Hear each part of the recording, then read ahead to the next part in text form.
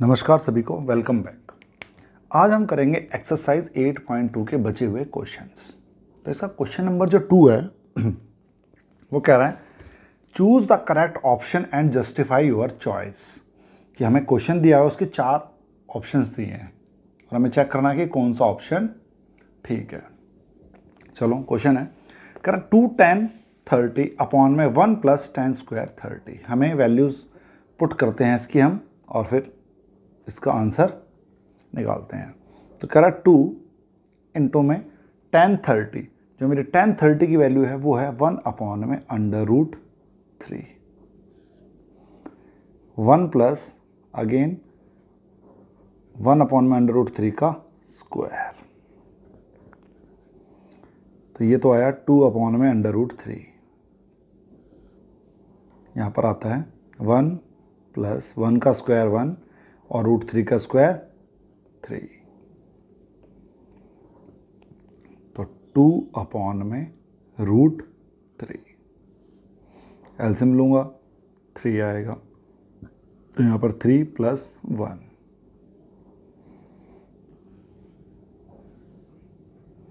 तो ये हो गया 2 अपॉन में √3 अपॉन में 4 अपॉन में 3,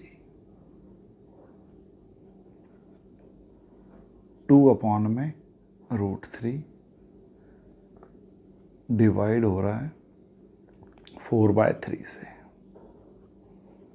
तो 2 अपॉन में √3 मल्टीप्लाई 3 अपॉन में 4, 2 से 4 कट जाएगा 2 पर, और अब मैं √3 से 3 को काटूंगा तो √3 बचेगा। क्यों?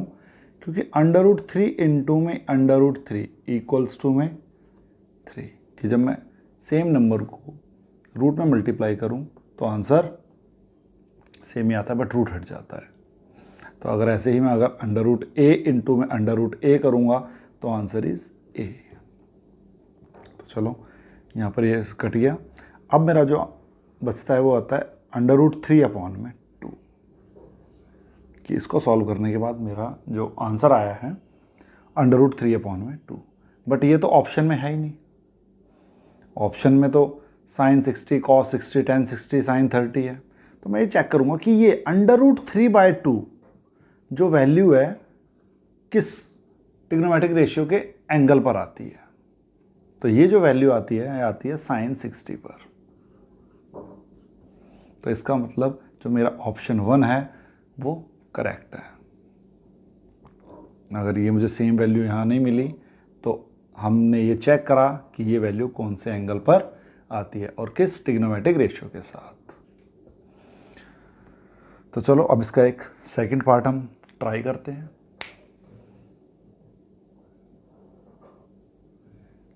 तो चलिए इसका सेकंड पार्ट ट्राई करते हैं। उसमें कह रहे हैं कि 1 - 10 स्क्वायर 45 अपॉन में 1 + 10 स्क्वायर 45, और इसके जो ऑप्शंस दिए हैं मुझे दिए हैं कि 10 90 1 sin 45 और 0 डिग्री। इन चारों ऑप्शंस में से कौन सा करेक्ट है वो हम चेक करते हैं। चलो 1 - 10 स्क्वायर 45, तो 10 45 की जो वैल्यू है वो है 1। तो हम पुट कर देंगे कि 1 - 1 का स्क्वायर 1 + 1 का स्क्वायर। तो 1 - 1 अपॉन में 1 + 1, तो ये आ गया मेरा 0 अपॉन में 2। तो अगर मैं 0 को किसी से डिवाइड करूंगा तो आंसर इज 0। तो बहुत ही सिंपल क्वेश्चन था और इसका ऑप्शन है 4, कि ऑप्शन 4 इज करेक्ट। ऑप्शन 4 तो बहुत सिंपल क्वेश्चन था। चलो इसका अब थर्ड पार्ट ट्राई करते हैं।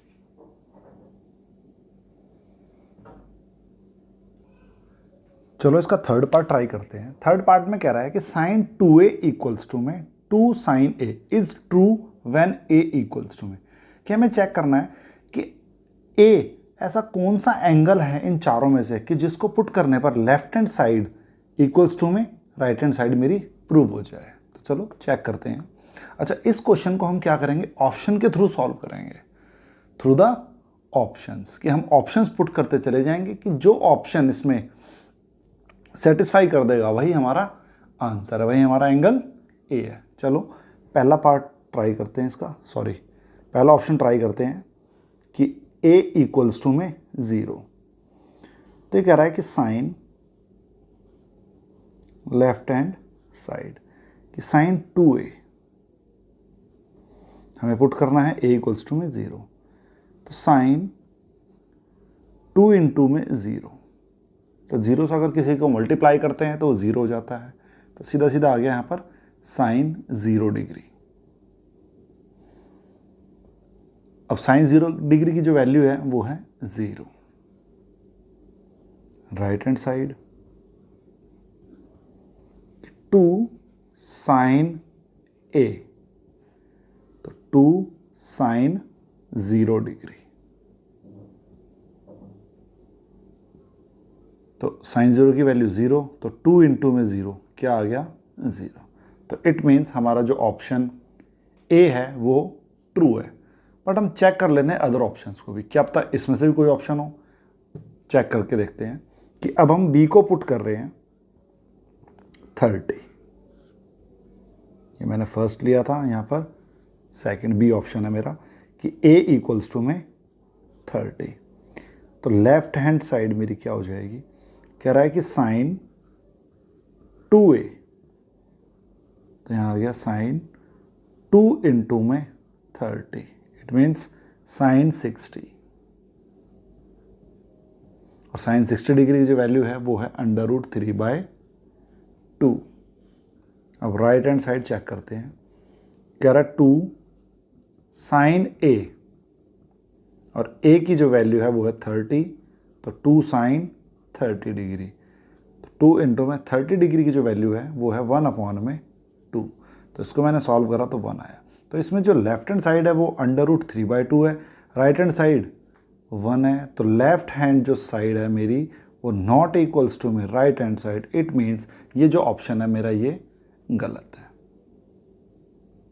अब थर्ड ऑप्शन को चेक करते हैं कि व्हेन a इक्वल्स टू में 45, तो लेफ्ट हैंड साइड है मेरी कि साइन 2 इंटू में 45, तो ये आ जाएगा साइन 90, और साइन 90 पर वैल्यू है 1। Right hand side sine 2 sine a, तो 2 साइन 45, और 45 पर जो वैल्यू है वो है 1/√2। तो उसको सॉल्व करने पर √2। तो इसमें भी मेरी जो लेफ्ट हैंड साइड है वो इज़ नॉट इक्वल्स टू में राइट हैंड साइड, तो ऑप्शन 45 भी इज़ रॉन्ग। अब हम चेक करेंगे अपना ऑप्शन नंबर 4 कि a इक्वल्स टू में 60।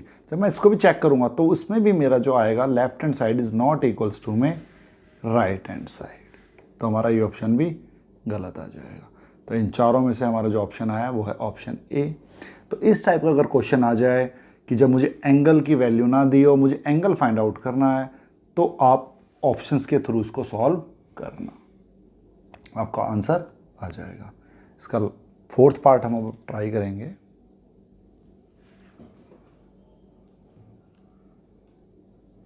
चलो इसका फोर्थ पार्ट ट्राई करते हैं। फोर्थ पार्ट में कह रहा है कि 2 tan 30 अपॉन में 1 माइनस tan स्क्वायर 30, और इसके ऑप्शंस हैं cos 60, sin 60, tan 60 और sin 30। चलो सॉल्व करते हैं।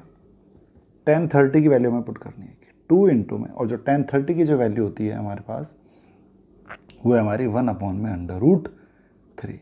तो 2 इंटू में 1/√3 और 1 माइनस 1/√3 का स्क्वायर, तो आ जाएगा 2/√3 और 1 माइनस √3 का स्क्वायर 3, तो 1/3,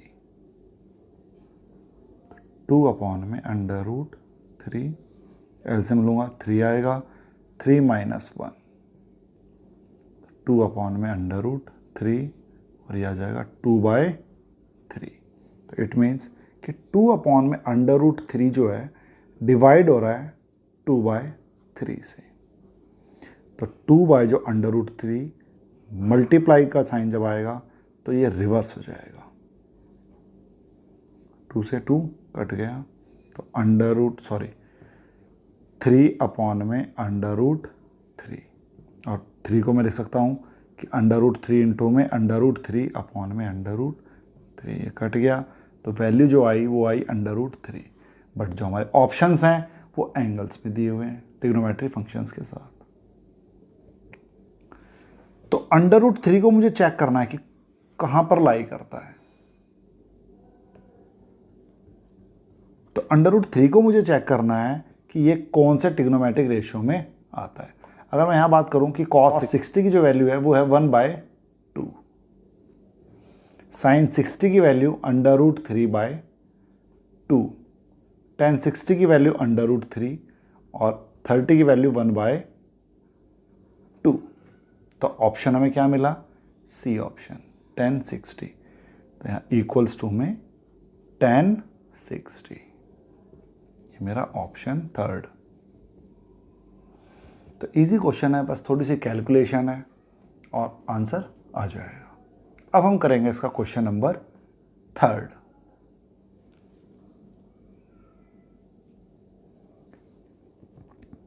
देखो सर, क्वेश्चन नंबर थर्ड क्या कहता है? कह रहा है कि if tan a plus b equals to में √3 and tan a minus b equals to 1/√3।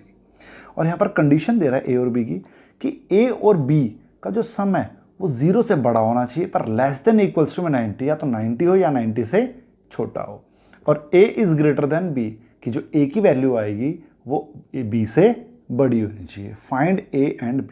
देखो काफ़ी इंपॉर्टेंट क्वेश्चन है इस एक्सरसाइज का, ये इंपॉर्टेंट है। और एक क्वेश्चन को समझ लो, इसके जैसे आप जितने भी क्वेश्चन आएंगे आपको इजीली सॉल्व कर लोगे। तो चलिए स्टार्ट करते हैं क्वेश्चन। क्वेश्चन में दिया है कि tan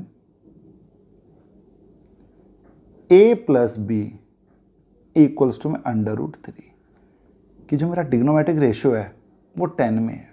तो मुझे कोशिश करनी है कि राइट हैंड साइड पर जो वैल्यू दी है कि वो लेफ्ट हैंड साइड पर जो ट्रिग्नोमेट्रिक रेशियो है कि उसके किस एंगल पर मुझे ये वैल्यू मिल सकती है। तो मैंने चेक करा कि tan 60 डिग्री की जो वैल्यू है वो है √3। तो मैं क्या √3 के बदले tan 60 लिख सकता हूँ? यस। तो यहां पर आ गया tan a plus b equals to में tan 60। ऐसे ही अगर मान लो क्वेश्चन होता कि sin a plus b equals to में 1/√2, तो मैं √2 को साइन ट्रिग्नोमेट्रिक रेशियो जो है इसमें चेक करता कि ये वैल्यू इस ट्रिग्नोमेट्रिक रेशियो के किस एंगल पर है। तो बस ध्यान यही रखना है कि जो ट्रिग्नोमेट्रिक रेशियो दिया है और राइट साइड पर जो वैल्यू दी है वो उसी के अंदर मुझे फाइंड आउट करनी है। तो चलो अब देखो, इक्वल है, इक्वल का मतलब लेफ्ट साइड और राइट साइड इक्वल है, दोनों तरफ ट्रिग्नोमेट्रिक रेशियो सेम है, यहाँ भी 10 है यहाँ भी 10 है, तो ऑब्वियसली इनके जो एंगल्स हैं वो भी सेम होने चाहिए। यस। तो मैं इसको ऐसे लिख सकता हूँ क्या, a plus B equals to में 60। तो देखो इसको समझो थोड़ा, इक्वल का है कि left hand side equals to में राइट हैंड साइड। अब लेफ्ट हैंड साइड में भी ट्रिग्नोमेट्रिक रेशियो 10 है, राइट हैंड साइड में ट्रिग्नोमेट्रिक रेशियो 10 है और वैल्यूज सेम आ रही है। क्यों? क्योंकि इक्वल का साइन है। तो इसका मतलब जो इनके एंगल्स हैं वो भी हमारे इक्वल ही होंगे। तो a प्लस बी की वैल्यू क्या आ गई? 60। ये मेरी हो गई फर्स्ट इक्वेशन। इसी टाइप से जो दूसरी कंडीशन दी है मुझे कि tan a माइनस बी, इसकी जो वैल्यू है वो है 1/√3। तो मैं चेक करूंगा कि ये जो वैल्यू है 10 में किस एंगल पर मिलेगी मुझे।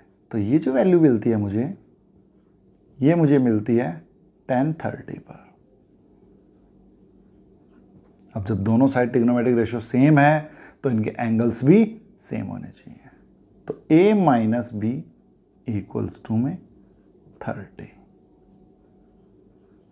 ये इक्वेशन 2 हो गई। दोनों लीनियर इक्वेशन है, तो adding equation first and second. तो a plus B equals to में 60 degree and A minus B equals to में 30 डिग्री। ऐड करूँगा 2a इक्वल्स टू में 90 एंड a इक्वल्स टू में 90 अपॉन में 2 45। तो जो एंगल a की वैल्यू आई है, सॉरी जो a की वैल्यू आई है वो है 45। Put the value of a in equation first. तो 45 प्लस b इक्वल्स टू में 60 डिग्री। तो जो मेरी b की वैल्यू आएगी वो आ जाएगी 60 डिग्री माइनस का 45, तो b इक्वल्स टू में 15 डिग्री। अब देखो हम अपनी कंडीशंस को चेक करते हैं। जो कंडीशन दी थी मुझे वो दिया है कि a प्लस बी 0 से बड़ा बट 90 के इक्वल या इससे लेस। चलो चेक कर लेते हैं। a प्लस बी की वैल्यू हमने यहीं चेक कर ली। a प्लस बी क्या था 60, ऑब्वियसली 0 से बड़ा है बट 90 से छोटा है, तो ये कंडीशन मेरी ट्रू हो रही है। दूसरी कंडीशन थी कि a is greater than b, a is 45 और b is 15, obviously 45 is greater than 15। तो इसका मतलब हमारा जो आंसर निकला है बिल्कुल ठीक निकला है और सारी कंडीशंस सेटिस्फाई हो रही है। एनसीईआरटी में ये क्वेश्चन था, इम्पॉर्टेंट था। मैं एक क्वेश्चन आपको और कराता हूँ इसी टाइप का, ताकि आपका और भी कोई डाउट हो तो वो क्लियर हो जाए। चलो ये क्वेश्चन और ट्राई करके देखते हैं। इस क्वेश्चन में क्या रहा है कि sine a plus B equals to में √3/2 and sine a minus B equals to में 1/2। कंडीशंस वही कि a plus B less than equals to में 90 या इक्वल्स टू 90, 0 डिग्री से बड़ा। Second condition a is greater than b, find a and b। चलो try करते हैं। कंडीशन दी कि sine a plus B equals to में √3/2। तो सेम मुझे चेक करना है, जो मेरा ट्रिग्नोमेट्रिक रेशियो है वो साइन का है, तो ये जो वैल्यू है मुझे साइन में ही चेक करें किस एंगल पर आती है। तो sine a plus B equals to में साइन 60, कि साइन के 60 डिग्री एंगल पर ये मुझे वैल्यू मिलती है। तो सेम है, इक्वल है तो लेफ्ट साइड और राइट साइड इक्वल है, तो देयरफॉर इनके एंगल्स जो हैं वो भी इक्वल होने चाहिए। इक्वेशन 1, पहली कंडीशन प्रूव हो रही है कि a plus B less than equals to में 90, 0 से बड़ा है पर 90 से छोटा है। सेकंड था मेरा कि sine a minus B equals to में 1/2। अब 1/2 साइन पर कौन से एंगल पर है, तो ये आता है 30 पर। तो sine a minus B equals to में sine 30 degree.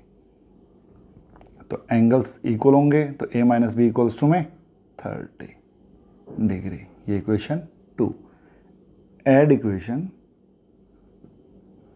First and second. तो a plus B equals to में 60 degree and a minus B equals to में 30 डिग्री। दोनों को ऐड करूँगा, b एक प्लस में एक माइनस में कट जाएगा, तो 2a इक्वल्स टू में 90 और a इक्वल्स टू में 45 degree. Put the value of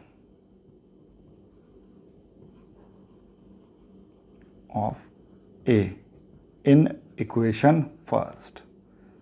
तो 45 प्लस b इक्वल्स टू में 60 डिग्री, b इक्वल्स टू में 60 डिग्री माइनस का 45, तो जो b की वैल्यू आई वो मेरी आ गई 15। तो जो मेरी सेकंड कंडीशन थी कि a is greater than b, वो भी मेरी प्रूव हो गई। तो a और b की वैल्यूज़ क्या आई, 45 और 15 डिग्री। तो सिंपल क्वेश्चन है, बस आपको ध्यान रखना है कि जो वैल्यू दी है वो same to same left side में जो ट्रिग्नोमेट्रिक रेशियो दिया है उसमें किस एंगल पर आएगी। एक क्वेश्चन मैं आपको देता हूं, आप उस क्वेश्चन को ट्राई करके देखना कि अगर मैं यहां पर चेंज कर दूं कि साइन की जगह कर दूं मैं कॉस और वैल्यू कर दूं 1/2, और ऐसे ही यहाँ कर दूँ मैं, यहाँ साइन ही रहने देता हूँ और इसकी वैल्यूज़ भी 1/2। तो इस जो पार्ट को आप या इस क्वेश्चन को आप एक बार खुद से ट्राई करके देखना क्या वैल्यू आती है। और तो हमारा क्वेश्चन क्या बना कि if cos a + b = 1/2 and sin a - b = 1/2। Condition वही है, तो आप ट्राई करके देखना, इजी क्वेश्चन है और आसानी से होगा। तो अब हम करेंगे इस एक्सरसाइज 8.2 के ट्रू एंड फॉल्स। चलो क्वेश्चन नंबर 4 ट्रू फॉल्स करते हैं। कह रहा state whether the following are true और फॉल्स, कि ये कंडीशंस जो हैं, ये जो क्वेश्चंस हैं, ये ट्रू हैं या फॉल्स हैं। जस्टिफाई योर आंसर, उनका जस्टिफिकेशन करके बताना है। जो फर्स्ट, तो देखिए इसका फर्स्ट पार्ट है, कह रहा है साइन a + b = में साइन a प्लस में साइन b। क्या ये कंडीशन ट्रू है? हम एक छोटे से एग्जाम्पल के थ्रू उसको चेक करते हैं कि मैं ले लेता हूं कि a 30 degree and b is the 60 degree. तो लेफ्ट हैंड साइड मेरी क्या कहती है, कह रहा है कि साइन a + b, कि साइन 30 + 60, ये बनेगा मेरा साइन 90। तो साइन 90 पर जो वैल्यू होती है वो मेरी होती है 1। तो हम इसको राइट हैंड साइड को चेक कर लेते हैं, क्या ये ट्रू है? इसमें दिया है कि साइन a + साइन b। तो साइन a पर जो मेरी वैल्यू है वो है 30 डिग्री, साइन 30 प्लस में साइन 60, एंड साइन 30 की वैल्यू 1/2, 60 की √3/2, एलसीएम लेने पर 2 और वैल्यू आ गई 1 + √3। तो मैंने तो इट मीन्स ये जो मेरी स्टेटमेंट दी है ये है मेरी फॉल्स।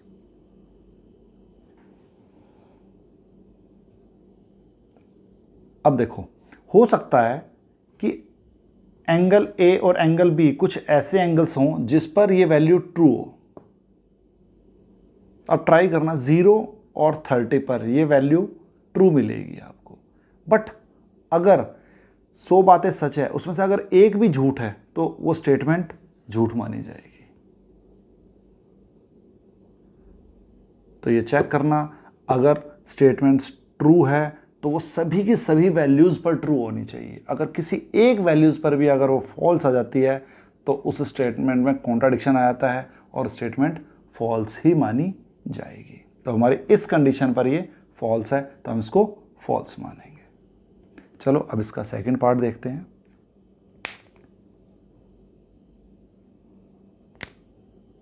सेकेंड पार्ट में कह रहा है कि the value of sine theta increase as theta increase. वो कह रहा है कि जैसे एंगल बढ़ता जाता है तो क्या उसकी जो वैल्यूज हैं वो भी बढ़ती चली जाती हैं। चेक करते हैं भाई, 0 डिग्री पर जो वैल्यू है साइन की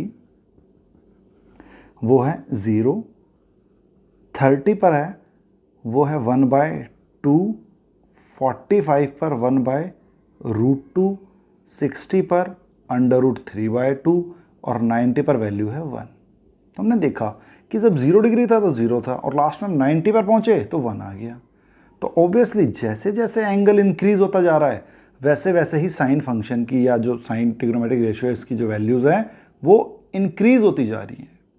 तो इट मीन्स ये स्टेटमेंट हमारे लिए ट्रू है कि जैसे जैसे एंगल इंक्रीज होता रहा वैसे ही जो साइन है इसकी जो वैल्यूज हैं वो एंगल्स के साथ इंक्रीज होती रही। तो ये स्टेटमेंट ट्रू। अगला आता है कॉस पे। चलो कॉस के चेक कर लेते हैं। कॉस क्या आ रहा है, इसकी वैल्यूज 1, √3/2, 1/√2, 1/2 और 0। अब वो कह रहा है कि the value of cos theta increase as theta increase. नहीं, 0 डिग्री पर 1 है और 90 पर चला गया 0। तो साइन वाले फंक्शन में इंक्रीज होती हैं और कॉस वाले फंक्शन में डिक्रीज होती हैं 0 से 90 पर। तो ये वाली स्टेटमेंट है मेरी फॉल्स। फोर्थ है, कह रहा है साइन थीटा इक्वल्स टू में cos theta for all values of theta. Check करो भाई, साइन थीटा यहाँ 0 डिग्री पर ये 0 है और ये 1 है, 1/2 है और √3/2 है, सेम नहीं है। 1/√2, 1/√2 ये ठीक है, √3/2 1/2 गलत, 1 0 गलत। तो सिर्फ 45 एक ऐसा एंगल है जहां पर साइन थीटा और कॉस थीटा इक्वल होते हैं, तो ये वाली स्टेटमेंट भी मेरी फॉल्स। अगर वो कह देता कि नॉट ऑल करके थीटा की एक स्पेसिफिक वैल्यू देता 45, तो ये कंडीशन मेरी ट्रू हो जाती। नेक्स्ट कह रहा है कि cot A is not defined at A. Check करके देखते हैं भाई, कॉट को मैं कैसे लिख सकता हूं कि कॉस थीटा अपॉन में साइन थीटा, किस एंगल पर, 0 पर, तो कॉस 0 पर 1 है और साइन 0 पर 0 है, तो 1/0 ऑब्वियसली नॉट डिफाइंड, तो इट स्टेटमेंट इज ट्रू। तो हमारी 5 स्टेटमेंट में से 2 ट्रू हैं और बाकी 3 मेरी फॉल्स हैं। तो आई थिंक आपको समझ आया होगा। कोशिश थी कि इन स्टेटमेंट्स को सिर्फ यूं मत याद करो कि ये ट्रू है, ये फॉल्स है, ये ट्रू है, ये फॉल्स है। सिर्फ समझना है इसको कि ये ट्रू है तो क्यों ट्रू है, फॉल्स है तो क्यों फॉल्स है। कंसेप्ट को समझाने की कोशिश करी है और आई थिंक आपको ये कंसेप्ट समझ में आ गया होगा। अगर फिर भी कोई दिक्कत आती है तो आप मुझे कमेंट करके बता देना। अगर कोई ऐसा डाउट है जो क्लियर नहीं हो पा रहा तो उसको हम क्लियर करने की कोशिश करेंगे। थैंक यू, मिलते हैं अगली क्लास में अगले एक्सरसाइज के साथ।